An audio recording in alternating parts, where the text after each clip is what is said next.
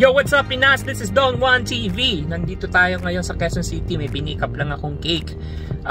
In-order ko to kaya Rose Ann Cake House. Nakita ko siya through Facebook and umorder ako online. So, itatry natin yung cake niya. Ang in-order ko dito nung una yung strawberry, kaya lang hindi daw available. So, yung blackout chocolate na lang and yung mango ang in-order ko. So, yun ang itatry natin, yung kanyang blackout and yung mango chocolate na cake. So, mamaya titikman natin and tatry natin yung sarap na ginawa niya na cake. Kung sulit ba ito. So, Pinas, anong pang hinihintay natin? Let's go!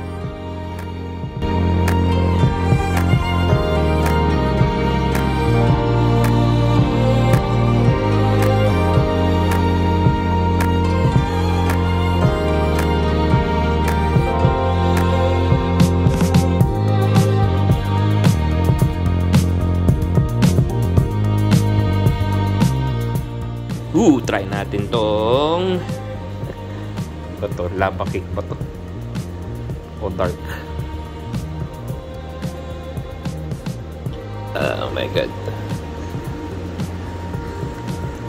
Ooh, yeah. May paginto pa oh. Okay, moment of truth. Tignan natin.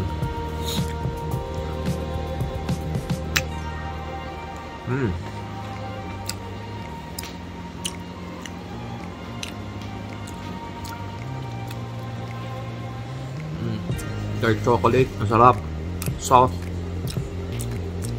tama yung tamis.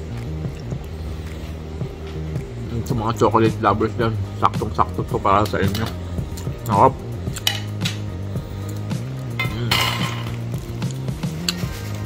Must try talaga to.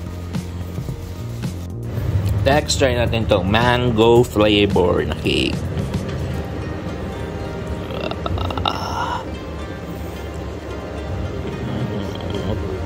Banana cake ata itong ilalim.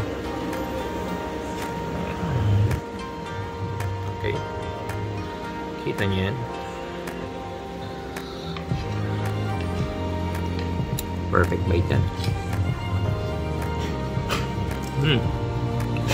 Sarap din. Sakto lang yung tamis. Masarap yung pinaka-cake niya. Yung mango din niya hindi maasim, matamis, sakto din sa tamis. And then yung what I call this, yung icing niya. Sarap. May pagka banana cake siya yun, pero masarap yung bread eh. Sarap.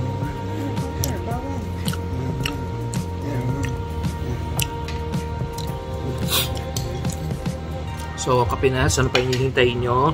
Umorder na kayo kay Rose Ann Cake House or House of Cake. Pakita ko na lang sa inyo yung FB niya and doon nyo siya makakontakt.